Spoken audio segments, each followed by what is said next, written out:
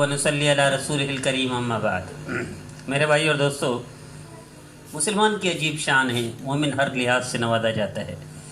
سیدنا صہیب رضی اللہ تعالیٰ عنہ راوی ہیں، سرکار دو عالم صلی اللہ تعالیٰ علیہ وسلم نے ارشاد فرمایا، مسلم میں یہ روایت ہے کہ مومن کی عجیب شان ہے، اسے خوشی ملے تو بھی نوازا جاتا ہے، اسے غم ملے تو بھی نوازا جاتا ہے۔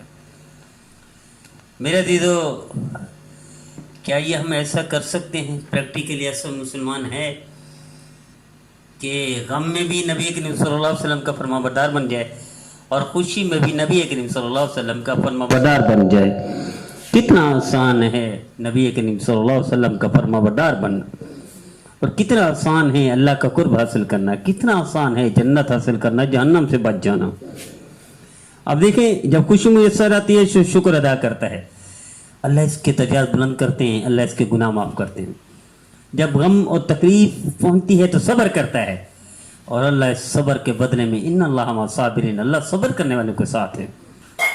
اللہ بدلہ لینے والے، دینے والوں کے ساتھ نہیں، لڑائی کرنے والوں کے ساتھ نہیں، غیبت، برائی، بہتان، الزام تراشی کرنے والوں کے ساتھ نہیں ہے، اللہ صبر کرنے والوں کے ساتھ ہے۔ تو کیا یہ ممکن ہے کہ ہم ایسے پریکٹیکلی مسلمان بن جائیں کہ دنیا بھی حاصل کر لیں، آخرت بھی حاصل کر لیں، اور ہر چیز کے بدلے میں نیکی؟ یہاں تک کہ نبی کریم صلی اللہ علیہ وسلم کا اور فرمان ہے، حضور صلی اللہ علیہ وسلم ارشاد فرماتے ہیں، اس کو دلمی نے اور صاحب مجمع زوائد نے بیان کیا ہے کہ مسلمان ایک لقمہ بھی ڈالتا ہے منہ میں، اللہ اس کا بھی درجہ دیتے ہیں، اس کے بھی فضائل ہیں۔ ایک لقمہ ڈالنا مسلمان اپنے پیٹ کے لیے، اپنی بھوک کے لیے کرتا ہے، اپنی ضرورت کے لیے کرتا ہے، اللہ اس پر بھی اجر دیتے ہیں۔ کتنی بڑی بات ہے۔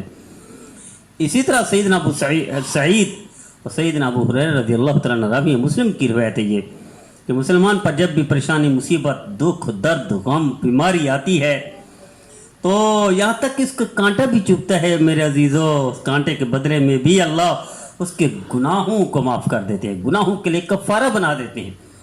کیا ہم ایسا کرتے ہیں کہ کانٹا اللہ کی طرف سے چبھ رہا ہے؟ یہ خیال کریں، یا کوئی غیبت کرتا ہے یہ اللہ کی طرف سے ہے، یا کوئی گالی دے تو ہم سمجھے بس اللہ کی طرف سے ہے۔ والقدر خیری و شری من اللہ تعالی لا یملکون لانفسهم ضرا ولا نفع، کوئی چیز نفع نہیں دے سکتی، نقصان نہیں دے سکتی۔ والقدر خیری و شری من اللہ تعالی، اللہ کی طرف سے ہے۔ کیا یہ کرتے ہیں؟ ہم تو بدلہ لیتے ہیں، ہم تو لڑ جاتے ہیں، ہم تو بہتان، الزام تراشی، غیبت، برائی، گالی دیتے ہیں۔ مسلمان کی شان نہیں ہے، مسلمان اللہ کی طرف سے سمجھتا ہے، پر انعام پاتا ہے، خوشی میں بھی انعام پاتا ہے، اللہ سے نیکیاں حاصل کرتے، گناہ معاف کرواتا ہے۔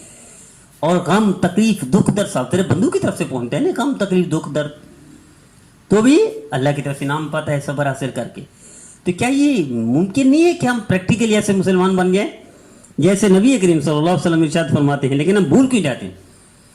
اسی طرح مسلم میں ہے، سیدنا معاویہ رضی اللہ تعالیٰ عنہ ارشاد فرماتے ہیں کہ مسلمان پر جو بھی بیماری جسمانی آتی ہے، اسے تکلیف پہنچائی جاتی ہے، پہنچتی ہے، اللہ اس کے گناہوں کا کفارہ کر دیتے ہیں۔ تو میرے عزیزو، ہم سوچیں کہ ہم گاڑی ڈرائیو کر رہے ہوتے ہیں، ہمیں تکلیف پہنچتی ہے، ہم کہیں بیٹھتے ہیں تو تکلیف پہنچتی ہے، ہم راستے پہ چلے تکلیف پہنچتی ہے، ہم جہاں رہیں محلے میں پڑوسی سے، رشتہ داروں سے تکلیف پہنچتی ہے۔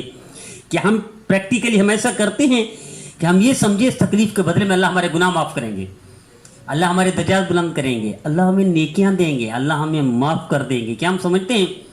آئیے نبی کریم صلی اللہ علیہ وسلم کے اس فرمان پر آج سے عمل کرنا شروع کر دیں، اللہ آپ کی دنیا بھی بنا دے گا، اللہ آپ کی آخرت بھی بنا دے گا، اللہ زندگی بھر کے گناہ معاف کر دے گا، اور ان قافلے میں شامل ہو جائیں گے جس کے اللہ نے فرمایا رضی اللہ عنہ ورضوا عنہ، اللہ ان کے ساتھ حشر فرمائے، ان جیسی صفات، خصوصیات عطا فرمائے، ان جیسی